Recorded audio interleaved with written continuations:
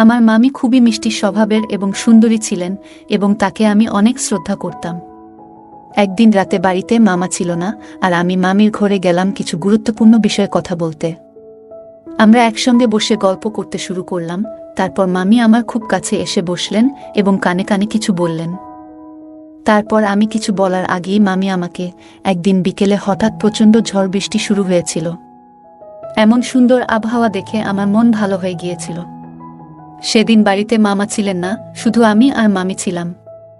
আমি ছাদের এক পাশে বসে কফি খাচ্ছিলাম, আর বৃষ্টির মধুর শব্দ শুনে মনটা বেশ আনন্দিত হয়ে উঠল। ঠিক তখনই দেখলাম মামি বৃষ্টিতে দাঁড়িয়ে বৃষ্টির ফোঁটাগুলো উপভোগ করছেন।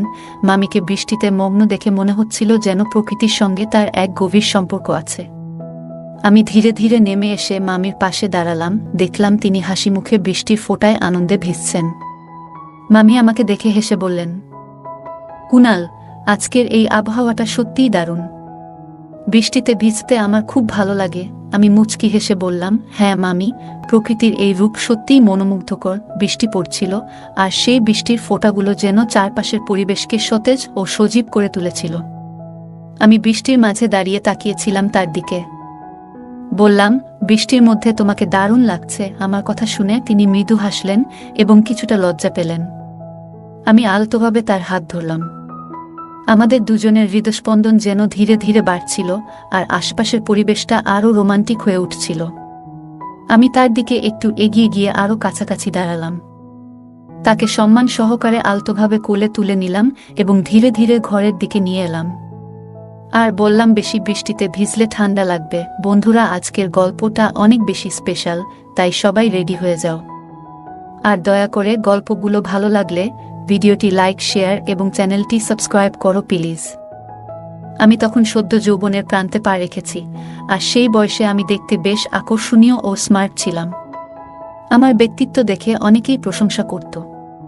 গ্র্যাজুয়েশন শেষ করে যখন আমি বাড়ি ফিরলাম, মামি আমাকে আন্তরিকভাবে স্বাগত জানালেন। তার এই আন্তরিকতায় আমি মুগ্ধ হলাম এবং আমরা আরও ভালো বন্ধু হয়ে উঠলাম।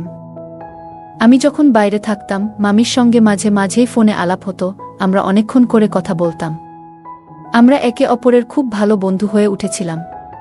কলেজে পড়ার সময় আমার বন্ধুরা প্রায় সময় মজার মজার হিন্দি রোমান্টিক সিনেমা দেখত। তাদের দেখে আমিও ভাবতাম, আমারও যদি এমন কিছু রোমাঞ্চকর মুহূর্ত থাকত। আমার খুব ইচ্ছে ছিল একজন কাছের বন্ধু বা সঙ্গী থাকলে, যার সঙ্গে আমি আমার মনের কথা সহজে ভাগাভাগি করতে পারতাম। তবে আজ পর্যন্ত তেমন কাউকে পাইনি যার সঙ্গে এমন সম্পর্ক গড়ে উঠতে পারে। গ্র্যাজুয়েশন শেষে যখন বাড়ি ফিরলাম, মামির সঙ্গে আমাদের বন্ধুত্ব আরও গভীর হয়ে গেল। আমার মামি দেখতে খুবই সুন্দর ছিলেন এবং তিনি ছিলেন অত্যন্ত সরল ও মিষ্টি স্বভাবের। আর আমি ছিলাম একটু বেশি মজাদার ও দুষ্টু প্রকৃতির। যখন মামা বাড়ির বাইরে থাকতেন, তখন আমি নানা অজুহাতে মামির সঙ্গে মজার গল্প করতাম। মামিও আমার মজাদার কথাগুলো উপভোগ করতেন এবং আমাদের বন্ধুত্ব বেশ গভীর হয়ে উঠেছিল। আমার কলেজের দিনগুলোতে এই ঘটনার শুরু। তখন আমার বয়স ছিল 25 বছর এবং বাড়িতে আমার মা আর আমার মামা এবং নতুন মামি থাকতেন। মামা আমাদের সাথেই থাকতেন। আমার মামার বিয়ে হয়েছিল প্রায় 5 মাস আগে, যা তাদের এক দূর সম্পর্কের চাচার উদ্যোগে হয়েছিল। আমি তখন কলেজে পড়তাম এবং বেশিরভাগ সময় আমার বন্ধুরা মিলে নানা ধরনের মজার গল্প আর হিন্দি সিনেমা নিয়ে আড্ডা দিতাম। যদিও আমি এসব থেকে নিজেকে দূরে রাখার চেষ্টা করতাম, আমার বন্ধুরা খুবই দুষ্ট ছিল।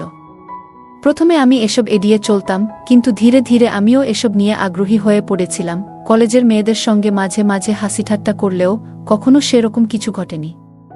ভাইয়ের বিয়ের দিন আমি যখন মামিকে প্রথমবার দেখেছিলাম, তখনই মনের গভীরে একটি অদ্ভুত অনুভূতি জাগ্রত হয়েছিল। মনে হচ্ছিল যেন কিছু অসম্পূর্ণ থেকে গেছে। সেদিন মামির মুখের দিকে তাকিয়েছিলাম, মনে মনে ভাবছিলাম, জীবনের অনেক কিছু এখনো অজানা রয়ে গেছে। আমার মামার বিয়ের পরে মাঝে মাঝে আমার মনে হতো, আমারও যদি এমন সুন্দর একজন মেয়ের সঙ্গে বিয়ে হতো। মামি দেখতে সত্যিই খুব সুন্দর ছিলেন। যে কেউ তাকে দেখে মুগ্ধ হতে বাধ্য। কয়েকদিন বাড়িতে থাকার পর কলেজে ফেরার সময় মামি বললেন, কুনাল, কলেজে গিয়ে কিন্তু আমাকে মনে রাখবেন। আমরা রাতে কথা বলবো। মামার প্রায়ই কাজের জন্য বাইরে থাকতে হতো, তাই মামির সঙ্গে আমার বন্ধুত্ব খুব ভালো হয়ে উঠল। আমরা প্রায়ই রাতে গল্প করতাম। আমি একটু মজার ছিলাম, তাই একদিন মামিকে মজা করে জিজ্ঞেস করলাম, আপনার ইচ্ছা হয় না মামা যদি সবসময় আপনার সাথে থাকতেন। মামি আমার কথার ইঙ্গিত বুঝতে পেরে হেসে বললেন, তুমি যদি বাড়িতে থাকতে তাহলে হয়তো এমন ইচ্ছে থাকতো না। আমি তার ইঙ্গিতগুলো বুঝতে পারছিলাম, আর এইভাবেই আমাদের দিনগুলো কাটছিল। কয়েক মাস পর আমি কলেজের শেষ পরীক্ষাগুলো শেষ করে বাড়ি ফিরে এলাম। বাড়িতে পৌঁছেই দেখলাম মামি আমাকে বেশ খুশিমনে স্বাগত জানালেন। মাও আমাকে দেখে খুব খুশি হলেন। আমি যেই বাড়িতে প্রবেশ করলাম সেই মুহূর্তটা বেশ আনন্দদায়ক ছিল। মামি আমাকে দেখে অনেক খুশি হয়েছিলেন। মা একদিন হাসি মুখে বললেন, বাবা, এখন তোর জন্য একটা ভালো মেয়ে দেখা শুরু করব। তুই আগে ভালো একটা চাকরি পেয়ে যা। মার কথা শুনে আমি মজার ছলে বললাম, মা, যদি মেয়ে দেখতে হয় তবে এমন একজন মেয়ে খুঁজো যিনি একেবারে আমার মামির মতো হবেন। আমি তবেই বিয়ে করব। এই কথা শুনে মামি একটু লজ্জা পেয়ে হাসলেন। মামি কিছু তখন বললেন না। মামি এরপর আমাকে চা নাস্তা বানিয়ে দিলেন, যা খেয়ে আমি আমার ঘরে চলে এলাম।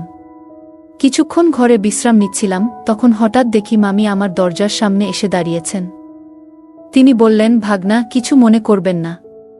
যদি একটু সময় থাকে তাহলে কি একটু আমাকে সাহায্য করতে পারবেন? মামি এসে বললেন, কুনাল, তোমাকে সঙ্গে নিয়ে বাজারে যেতে হবে। বাড়ির জন্য সবজি আনতে হবে। মায়ের শরীর ভালো নেই, তাই তিনি যেতে পারবেন না। আর তোমার মামা সবসময় কাজ নিয়ে ব্যস্ত থাকে। মামির কথা শুনে আমি হেসে বললাম, মামি, চিন্তা করবেন না। আমি একটু পরে রেডি হয়ে আসছি, ততক্ষণে আপনিও তৈরি হয়ে নিন। আমরা একসঙ্গে বাজারে যাব। কিছুক্ষণ পর যখন আমি নিচে এলাম, দেখলাম মামি তখনই পুরো প্রস্তুত হয়ে বসে আছেন। তাকে দেখে মনে হলো আজ তিনি আরও বেশি সুন্দর লাগছেন। তিনি একটা শাড়ি পরেছিলেন যা তাকে বিশেষ আকর্ষণীয় করে তুলেছিল। আমি তাকে দেখে কিছুক্ষণ থেমে গেলাম। মামি হাসতে হাসতে বললেন, কি হলো কুনাল, যাবে না? আমি তৎক্ষণাৎ বললাম, হ্যাঁ হ্যাঁ, চলুন মামি। আমি বাইকটা বের করলাম এবং মামিকে বাইকে বসালাম। তিনি আমার পেছনে এসে বসলেন। যখন মামি আমার কাঁধে হাত রাখলেন তখন মনে হলো যেন মনের মধ্যে অনেকগুলো আবেগ উথলে উঠছে। আমাদের বাড়ি থেকে বাজার প্রায় 25 মিনিটের দূরত্বে ছিল, কিন্তু আমি খুব ধীরে বাইক চালাচ্ছিলাম। এই মুহূর্তগুলো যেন ধীরে ধীরে উপভোগ করতে চাচ্ছিলাম। বাইক চালানোর সময় আমি মাঝে মধ্যে পেছনের আয়নায় মামিকে দেখতে লাগলাম। মামি হেসে বললেন, কুনাল, গাড়ি এত আস্তে চালাচ্ছ কেন? পেছনের মানুষরাও আমাদের পেরিয়ে যাচ্ছে। আমি মজা করে বললাম, মামি, ধীরে গাড়ি চালালে আমাদের জন্যই ভালো। তারপর মামি বললেন, ঠিক আছে, আর আয়নায় আমাকে না দেখে সামনে দেখো, না হয় বড় কোনো বিপদে ফেলবে। তার কথা শুনে আমার একটু লজ্জা হলো, তাই আর কিছু বললাম না। এভাবেই আমরা বাজারে পৌঁছলাম। বৌদি বাজার থেকে সবজি কেনার পর আমরা আবার বাড়ি ফেরার পথে বের হলাম। ফেরার সময় আমি আবার একই কৌশল প্রয়োগ করলাম।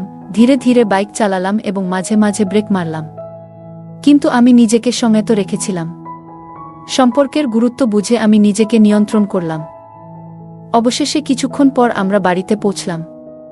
দরজায় এসে দেখি মা আমাদের দেখে হাসি মুখে দাঁড়িয়ে আছেন। একদিন মা আমার হাত ধরে আমাকে তার ঘরে নিয়ে গেলেন। আমি ভেবেছিলাম হয়তো কোনো কাজের জন্য ডেকেছেন। ঘরে ঢোকার পর মা বললেন, বাবা, আমি তোমার সাথে কিছু কথা বলতে চাই। মায়ের কথা শুনে আমি বললাম, কি কথা মা? বলো না। মা একটু চিন্তিতভাবে বললেন, তোমার মামা প্রায়ই বাড়িতে থাকে না, বিয়ের পর থেকেই এটা হচ্ছে। আমি মার কথা শুনে বললাম, মা, মামা তো কাজের কারণে বাইরে থাকে, তাই সময় হয় না। কিন্তু মা বললেন, না না, ব্যাপারটা ঠিক তা নয়। আমার মনে হচ্ছে তোমার ভাই হয়তো অন্য কোনো মেয়ের সাথে সম্পর্কে জড়িয়ে পড়েছে। মায়ের কথা শুনে আমি হতভম্ব হয়ে গেলাম। মা আমাকে বললেন, ধীরে কথা বলো, না হলে তোমার মামি শুনে ফেলবে। ব্যাপারটা জানলে খুব ঝামেলা হবে। আমি বললাম, মা, তুমি এসব কথা কেন বলছো? মামি নিশ্চয়ই কিছু টের পাবেন যদি মামা সত্যি এমন কিছু করে থাকে। আর এমনটা হলে একদিন না একদিন জানা তো হবেই। তোমাকে কি কেউ কিছু বলেছে, নাকি মামা নিজেই কিছু বলেছে? মা আমাকে বললেন, তোর মামাকে একবার ফোন করেছিলাম, আর তখন শুনলাম ফোনের পেছন থেকে এক মহিলার গলা শোনা যাচ্ছিল। যখন আমি জিজ্ঞাসা করলাম, তোর মামা কোনো রকমে কথা এড়িয়ে গেল। মার কথা শুনে আমি বললাম, মা, হতে পারে তুমি ভুল শুনেছ, হয়তো এমন কিছুই নয়। কিন্তু মা বারবার বোঝানোর চেষ্টা করছিলেন, আর আমি বারবার বলছিলাম, মা, তুমি এমন কিছু ভেবে নাও না। যদি মামি এই কথা জানতে পারে তাহলে তাদের সম্পর্কের মধ্যে সমস্যা তৈরি হবে। যতক্ষণ না পর্যন্ত সত্যিটা জানা যাচ্ছে, তুমি এই কথা নিয়ে কাউকে কিছু বলো না। মা আমার কথা শুনে একমত হলেন, তারপর শান্তভাবে তার ঘরে চলে গেলেন। আমি আমার ঘরে এসে বাথরুমে গিয়ে গোসল করতে লাগলাম। গোসল শেষে বাইরে এসে দেখি মামি আমার ঘরের চেয়ারে বসে আছেন। মামিকে দেখে আমি অবাক হয়ে গেলাম। আমি কাছে যেতেই মামি বললেন, কুনাল, দেখুন না, আপনার মামা আমাকে একদমই সময় দেন না। তিনি প্রায়ই বাড়িতে থাকে না। আজকেও আমি তাকে বলেছি আপনি বাড়ির কাছে এসেছেন, কিন্তু তাতেও উনি আমাকে দেখতেও আসলেন না। মামির কথা শুনে আমার মনে আবার মায়ের কথাগুলো ফিরে এলো। আমি মনে মনে ভাবলাম, হয়তো মা যা বলছিলেন তা কিছুটা হলেও সত্য হতে পারে। কিন্তু আমি মামিকে কিছু বোঝাতে না দিয়ে বললাম, হয়তো তিনি কাজে ব্যস্ত আছেন, তাতে কিছু মনে করার দরকার নেই। তিনি কাল নিশ্চয়ই আসবেন। এরপর আমি ধীরে ধীরে মামির কাছে গিয়ে তাকে সাহস দিলাম। মামির সাথে আমার খুব ভালো বন্ধুত্বপূর্ণ সম্পর্ক গড়ে উঠেছিল। আমরা একে অপরের সাথে অনেক সময় নিজেদের মনের কথা শেয়ার করতাম। আমি তখনও ভেজা চুল নিয়ে দাঁড়িয়েছিলাম। মামি হঠাৎ এসে আমার মাথা তোয়ালে দিয়ে মাথা মুছতে শুরু করলেন। মামির এই ছোট ছোট যত্নশীল আচরণগুলো দেখে আমার মনে তার প্রতি গভীর ভালোবাসা জন্মাতে শুরু করেছিল। একসময় আমার মনে হলো যদি তাকে কাছে টেনে নিই, কিন্তু সঙ্গে সঙ্গে আমি নিজেকে সেই চিন্তা থেকে বের করে নিলাম। মনে হলো এটি একদমই ভুল।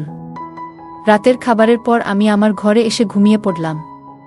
সারাদিনের ক্লান্তিতে কখন যে ঘুমিয়ে পড়েছিলাম টেরই পাইনি। রাত আনুমানিক 2টার দিকে হঠাৎ আমার ঘুম ভেঙে যায়। আমি শুনতে পেলাম বাড়ির কোথাও থেকে কান্নার হালকা আওয়াজ আসছে। আমি ধীরে ধীরে সেই আওয়াজ অনুসরণ করতে লাগলাম। বাইরে এসে বুঝলাম আওয়াজটা মামির ঘর থেকে আসছে। আমি দ্রুত সেখানে গেলাম এবং দরজার বাইরে দাঁড়িয়ে শুনতে পেলাম মামি আমার মামার সঙ্গে কথা বলছেন ফোনে। তিনি কান্নার মধ্যে বলছিলেন, আমাদের বিয়ে হয়েছে পুরো 6 মাস, কিন্তু তুমি আমার জন্য কখনোই সময় দাও না। যদি আমাকে পছন্দ না করতে তাহলে এই বিয়ে করলে কেন? তুমি কি আমাকে ধোঁকা দিতে চাচ্ছ? তুমি যদি আমার সাথে সংসার না করো সেটাও বলে দিলে তো হয়। কেন আমাকে তুমি কষ্ট দিচ্ছ? এসব বলে তিনি অনেক কান্না করতে থাকলেন। মামি খুবই কষ্টে ছিলেন। আমি এইসব কথা শুনে আবার নিজের ঘরে ফিরে এলাম। মনে মনে ভাবতে লাগলাম, মা যা বলছিলেন তা কি তবে সত্যি? আমি ভেবেছিলাম যে হয়তো মামা অনেক কাজে ব্যস্ত আছেন, তাই এ বিষয়ে অতিরিক্ত চিন্তা করার কোনো প্রয়োজন নেই। আমি হয়তো ভুল ভাবছিলাম, তাই মনে মনে সিদ্ধান্ত নিলাম যে কাল থেকে আমি মামির আরও ভালোভাবে যত্ন নেব। সকালে উঠেই আমি সরাসরি রান্নাঘরে চলে গেলাম। গিয়ে দেখলাম মামি সেখানে বাসন পরিষ্কার করছেন। আমি চুপচাপ পাশে দাঁড়িয়েছিলাম। আমাকে দেখে মামি হেসে বললেন, কুনাল, আপনি এখানে কি করছেন? আমি বললাম, মামি, আপনি একদম চিন্তা করবেন না। আপনার যদি কোনো কাজ থাকে তবে আমাকে বলুন, আমি আপনার সব কাজ করতে প্রস্তুত। মামি হেসে বললেন, তুমি কি সত্যিই আমার সব কাজ করতে পারবে? তুমি কি আমার কাজগুলো করতে রাজি? মামির এই কথা আমার কিছুটা অদ্ভুত লাগছিল। তার গভীর চোখের দৃষ্টিতে কিছু যেন লুকিয়েছিল। আজ তার ব্যবহারে কিছু আলাদা ছিল। মনে হচ্ছিল তিনি আমাকে বিশেষ কিছু বলতে চাচ্ছেন, যা আমি ঠিকমতো বুঝতে পারছিলাম না। আমি সোজাসুজি বললাম, হ্যাঁ মামি, আমি আপনার সব কাজে সাহায্য করব। তখন মামি হেসে বললেন, ঠিক আছে, সময় এলে আমি তোমাকে বলবো, তখন দেখব তুমি কতটা আমাকে কাজে সাহায্য করতে পারো। এরপর থেকে আমি মামির আশেপাশেই থাকতাম, যেন তার কোনো প্রয়োজন হলে সাথে সাথেই সাহায্য করতে পারি। আমি সবসময় চেষ্টা করতাম যেন মামিকে খুশি রাখতে পারি। একদিন মামিকে একটি সিনেমা দেখানোর জন্য বাইরে নিয়ে গিয়েছিলাম। সিনেমাটা কিছুটা ভৌতিক ছিল, তাই মামি ভয়ে আমাকে শক্ত করে ধরে রেখেছিলেন। মামির এই আচরণে আমার মনে কিছু অনুভূতি জাগ্রত হচ্ছিল, কিন্তু আমি সেগুলো নিয়ন্ত্রণে রাখার চেষ্টা করছিলাম। আমি দেখছিলাম যে মামি আমার কাছে আসতে চাইছেন, কিন্তু আমি ঠিকভাবে বুঝতে পারছিলাম না তার এই ব্যবহারের কারণ। আমি চেষ্টা করছিলাম যাতে আমরা দুজনেই ভালো থাকি। সিনেমা শেষ হওয়ার পর আমরা যখন বাড়ি ফিরছিলাম তখন রাত ছিল এবং শীতের হাওয়া বইছিল। মামি হালকা ঠান্ডায় একটু কাঁপছিলেন। এমতাবস্থায় আমি মামির জন্য নিজের চাদর এগিয়ে দিলাম এবং মামি ধীরে ধীরে আমার পাশে একটু ঘেঁষে এলেন। এই ছোট ছোট মুহূর্তগুলোতে আমাদের মধ্যে এক অদ্ভুত ধরনের বোঝাপড়া তৈরি হচ্ছিল। আমি সবসময় তার পাশে থাকতে চাইতাম এবং তাকে সুরক্ষিত অনুভব করানোর চেষ্টা করতাম। রাতের শীতলতা এবং সেই মৃদু আলোর মধ্যে আমাদের মধ্যেকার সম্পর্ক আরও দৃঢ় হতে থাকল, আর আমার সম্মান তার প্রতি আরও বেড়ে গেল। আমি অনুভব করছিলাম যে মামি আমাকে পেছন থেকে শক্ত করে ধরে রেখেছেন। তার এই আচরণে আমার মনে এক ধরনের অস্বস্তি হচ্ছিল এবং আমি বুঝতে পারছিলাম না ঠিক কিভাবে এর প্রতিক্রিয়া জানাব। বাইকটি ধীরে ধীরে চালিয়ে আমরা অবশেষে বাড়ি পৌঁছালাম। বাড়িতে গিয়ে দেখি মামা উপস্থিত আছেন। মামি মামাকে দেখে খুব খুশি হয়েছিলেন, কিন্তু হঠাৎ তার পিছনে একজন অপরিচিত মেয়েকে দেখলাম। তাকে দেখে আমরা দুজনেই অবাক হয়ে গেলাম। মা পাশেই বসেছিলেন, চোখে জল নিয়ে কাঁদছিলেন। আমি তার কাছে গিয়ে জিজ্ঞেস করলাম, মা কি হয়েছে? মা তখন বললেন, তোর মামা আবার বিয়ে করেছে, আর বলছে যে এই মেয়ের সাথেই জীবনের বাকি দিনগুলো কাটাতে চায়। এই কথা শুনে মামি সম্পূর্ণ ভেঙে পড়লেন এবং চিৎকার করে উঠলেন। তিনি ক্ষোভে মামার দিকে তাকিয়ে বললেন, তাই তুমি প্রতিদিন রাতে আমার কাছ থেকে দূরে থাক।